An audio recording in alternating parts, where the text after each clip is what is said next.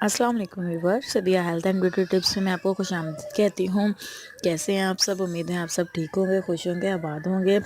سب سے پہلے تو ان لوگوں کا بہت بہت شکریہ جن لوگوں نے میرے چینل کو سبسکرائب کیا، اور میں ان لوگوں کا تہہ دل سے شکریہ ادا کرتی ہوں۔ اور جن لوگوں نے اب تک میرے چینل کو سبسکرائب نہیں کیا تو کائنڈلی میرے چینل کو سبسکرائب کریں۔ اور آج جو میں آپ لوگوں کے لیے ویڈیو لے کر آئی ہوں وہ ان لوگوں کے لیے ہے جو بہت زیادہ پتلے ہیں، بہت زیادہ سمارٹ ہیں، کیونکہ میں پہلے بھی 2-3 ویڈیو ڈال چکی ہوں ایسی کہ جس میں آپ کو بتانا ہے کہ کس طرح آپ موٹے ہو سکتے ہیں۔ تو آج بھی میں آپ لوگوں کے لیے یہ ویڈیو لے کر آئی ہوں جو ایزی ہے، آسان ہے۔ جیسے کہ آپ کو پتہ ہے کہ کیلا جو ہے ہر موسم میں ہوتا ہے، ٹھیک ہے؟ تو اب آپ کیلے سے کس طرح موٹے ہو سکتے ہیں؟ آپ نے ایسے کرنا ہے، صبح نہار منہ، یہ نہیں کہ 12 کیلے 14 کیلے نہیں، صرف 5 سے 6 عدد کیلے لینے ہیں آپ نے، اور کیلے کے ساتھ آپ نے 1 گلاس نیم گرم دودھ کا لینا ہے، ٹھیک ہے؟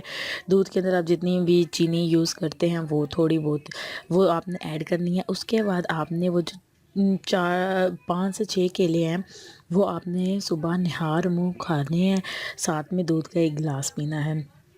اور جب آپ یہ کھا لیں گے کیلے اور دودھ بھی پی لیں گے تو آپ نے میکسیمم آدھے گھنٹے تک کچھ نہیں کھانا، آدھے گھنٹے تک کچھ نہیں کھانا، ریسٹ دینا ہے۔ آدھے گھنٹے بعد آپ نے ایک فل ہیوی سا ناشتہ کرنا ہے، زبردست سا، مطلب کہ لائک جو بھی آپ کی ریکوائرمنٹس ہوتی ہے، جو بھی آپ کھا سکتے ہیں، ہضم کر سکتے ہیں، وہ آپ نے ناشتہ کرنا ہے۔ مطلب کہ کہنے کا یہ ہے کہ ناشتہ آپ نے نہیں چھوڑنا، ناشتہ آپ نے ہر صورت کرنا ہے، اور اپنی ڈائٹ کا فل خیال رکھیے انشاءاللہ۔ امید ہے مجھے اگر آپ یہ میرا جو ٹوٹکا ہے، میری جو ٹپ ہے، یہ یوز کریں گے تو انشاءاللہ آپ دیکھیے گا کہ 3 دن کے اندر اندر آپ جو ہے موٹے ہونا شروع ہو جائیں گے۔ صرف آپ نے کرنا یہ ہے کہ کیلے اور دودھ کا استعمال کرنا ہے صبح نہار منہ۔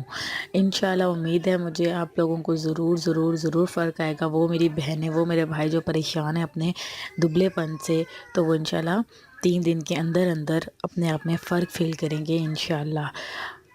دعا میں یاد رکھیے گا، انشاءاللہ پھر ملاقات ہوگی، اینڈ اللہ حافظ۔